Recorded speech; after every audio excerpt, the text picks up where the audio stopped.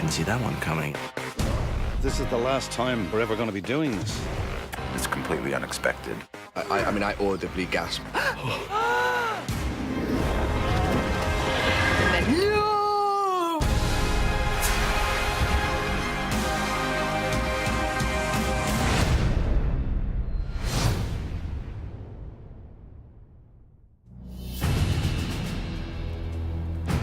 First episodes of every season are always a challenge. But for the final season, it was a lot of pressure because we had all these characters convening at Winterfell.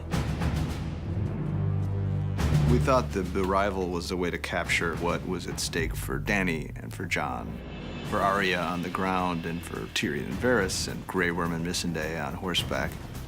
Everybody has a slightly different take on what's happening here. Background! Action! David Nutter directed half the season for us, and there's no more beloved director in the business. Usually a director on Game of Thrones will shoot for 3 days, and he has 2 days prep, and then he maybe shoots for a full week, but Nutter just had to go all out for 8 or 9 weeks of shooting. I was so happy that he was back for the final season. David Nutter really felt like part of the family. We shot a lot of the parade stuff at the end of the year where we had kind of the 2 shortest days of the year. And then we came back and it kind of brought some scope to it. Winterstown is a settlement just outside of Winterfell, and so that road was snowed. We built the little buildings that led up the road. It was completely redressed to be the Winterfell little town. It's basically a huge parade. The AD sort out background, villagers, reactions, so you're actually working with the extras in a way so you're getting a performance out of everybody. We work with the military advisors, so all of these guys look professional, marching step. When we tell them to do something, they do it.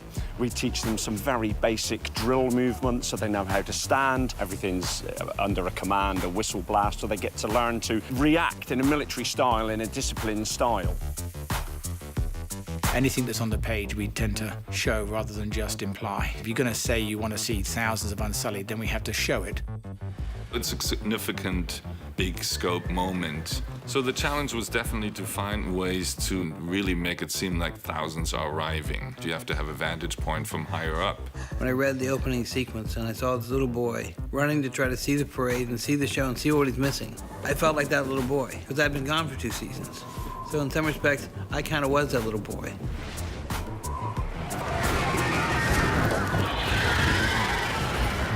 Daenerys arrives and immediately Sansa wants to make it very clear that she runs this shit. This is a tough crowd. I think Jon knows Sansa well enough now that when it comes to Dany, he knows he's going to have some difficulty. Jon is in love with her, has bent the knee, he's got googly eyes on, he's got like beer goggles on. I basically sat down with Sophie and told her, you have to remember one thing. This is your house. Queen Daenerys of House Targaryen. Thank you for inviting us into your home, Lady Stark. The North is as beautiful as your brother claimed. As are you.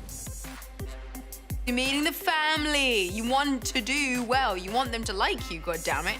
And you're met with a stony, stoic silence. It's not a comfortable homecoming, no.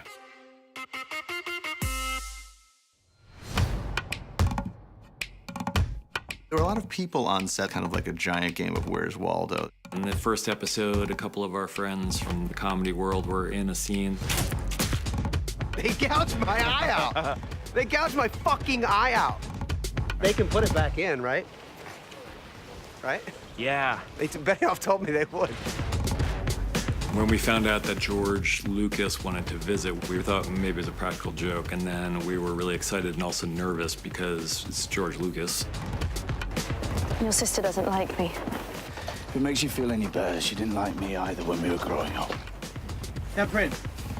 For George to be sitting at my director's chair, that was so cool for me. I had George go out and speak to Kit and Amelia. Okay, that was great. No direction for you. I don't really care about you.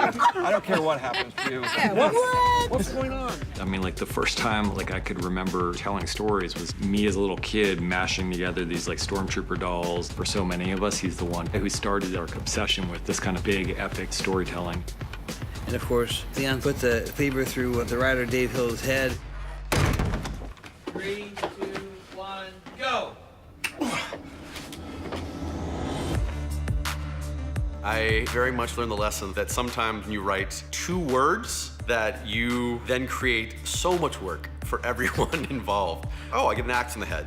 Simple enough. Next thing I know, I'm flying to London to go out to have my face sculpted, be wrapped in plaster and molded. The day of, I'm in a chair for 4.5 hours.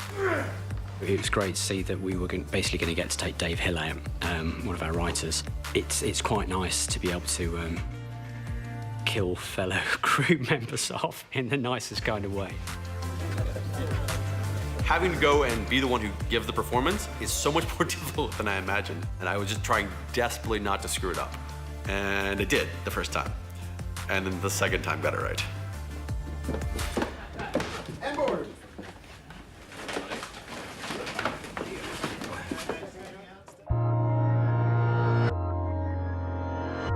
The Godswood tree is such an iconic piece of the show. To create that Godswood tree is a huge amount of effort. Every year it would have to be painted white, it would be coated in latex, a sculpted face would be applied to it. The greens team would go about adding branches to it with flocked red leaves that Kevin Fraser would paint up for us. It's a process where you take a flock, which is a fibre, and actually adhere it to the leaf on one surface. So obviously you got some quite interesting dynamics when things were lit and shot. You used to be taller. When I first got the scripts, there's like a bunch of lords and ladies talking, and I was thinking, are we ever going to get a scene together again?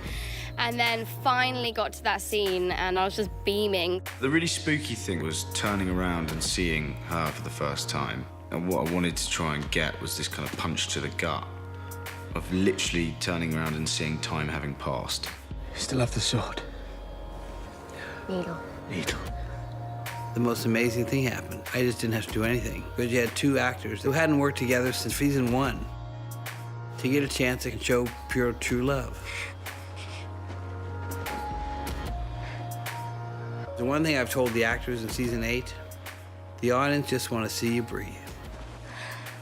To watch Kit grow as an actor on the show has been incredible, and I think the fans are going to love it, because I loved it.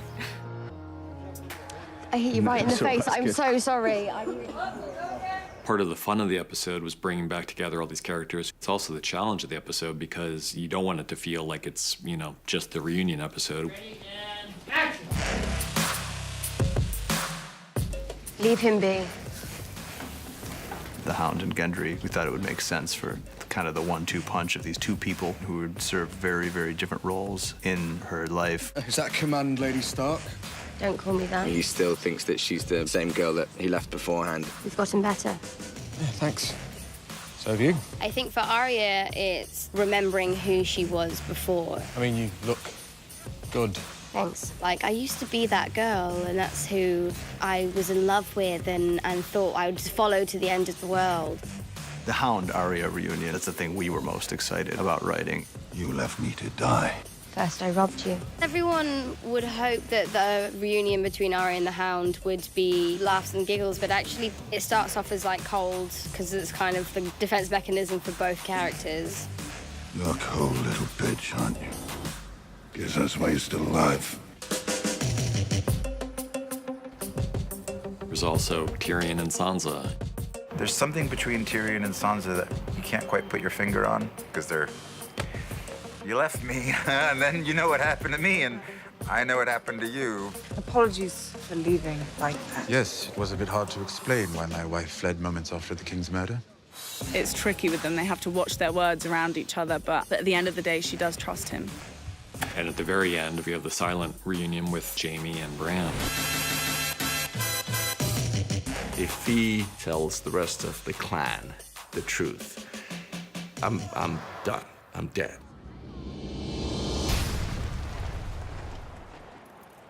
To me, I wanted to make sure that with respect to people getting back together again, those all had their credence and importance, but also I didn't want the audience to forget the fact that the impending doom was coming.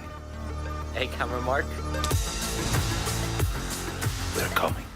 There's no way around it. This is a great horror movie sequence that Dave Nutter directed the hell out of.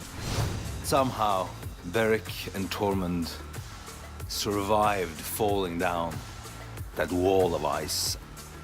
We find that it's strangely, there's blood everywhere, but there's no bodies. Stay back, he's got blue eyes! I've always had blue eyes! Did you find anyone? The scene in The Last Earth, we have this mandala of limbs and body parts the Night King has left behind, which form this kind of pattern. And in the middle of it, we have Nedumber, who's basically pinned to the wall on a huge stake. Obviously, we know what happens to people who are killed by the Night King and the White Walkers. The young boy was suspended in a harness, and then to basically kill the White, Beric uses his flaming sword and takes out the White. We had to shoot that on a stunt guy called Paul Lowe, who was of a similar sort of stature to the actor playing Ned. Game of Thrones is the first time I done a full burn, so that's a nice tick. What I guess a lot of stuntmen want to have. And for that, because he was going to be engulfed in flames, we had to make a lookalike fire mask. Now we good? You can hear me okay, yeah? I love what you've done with your hair. It's a message from the Night King. Being Beric Dondarrion, I'm always setting people on fire. You have the mask off, you talk through it, what the process is going to be. We'll roll the cameras, okay? The first 3, 2, 1 will be to light the sword. Then it'll be 3, 2, 1, action for Nick to stab you. You lift your arm up to stab on 3, okay? On action, he's going to stab you. Hold this position like this. When you hear me start to count, that's when you start to react. You then have to go and do it. They'll gel you, they'll spit you, and they'll light you.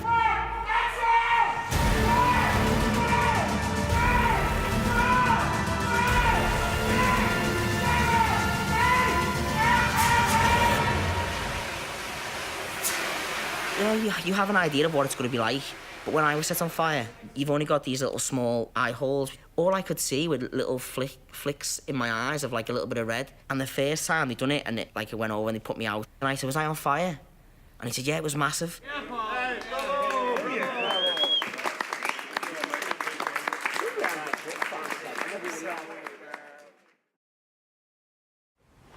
You've completely ruined horses for me.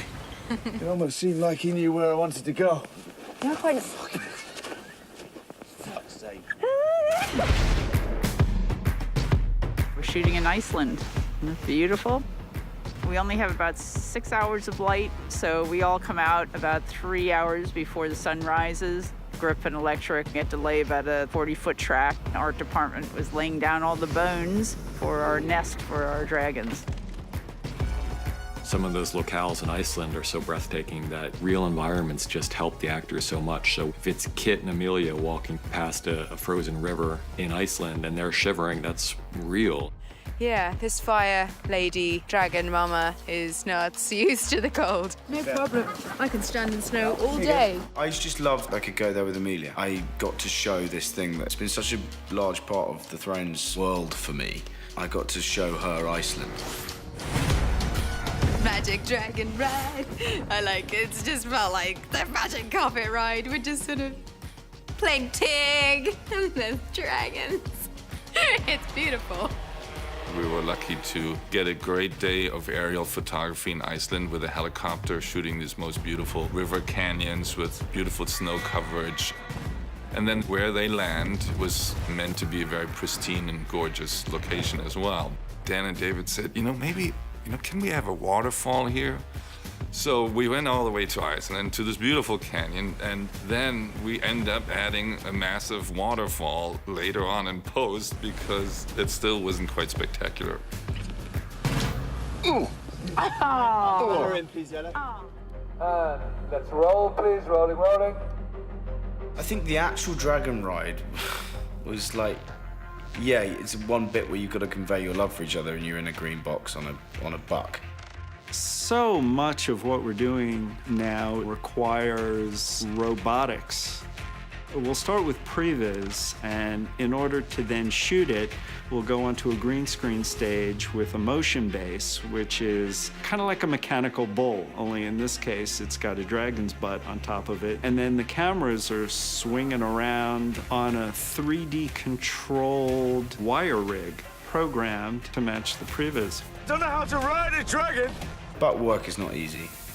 I think what sums up the buck for me was there was a bit where John almost falls off the dragon, swings round really violently like this, and my right ball got trapped and I didn't have time to say stop. And I was being swung round. In my head, I thought this is how it ends. On this buck, swinging me round by my testicles, literally.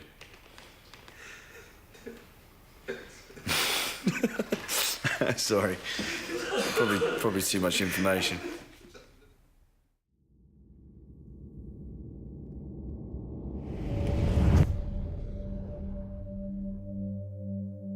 It's just way too much to take. I was joking with John of like, how do you receive all those bits of information? How do you possibly try and act that when they've got death raining down on them? And suddenly he finds out the truth about his life, that he's not a bastard, that everything he's lived by is not the case. And on top of that, that his new love of his life is his aunt. Like, I mean, I was like, oh, come on, this is an impossible task. I wasn't a king. But you were.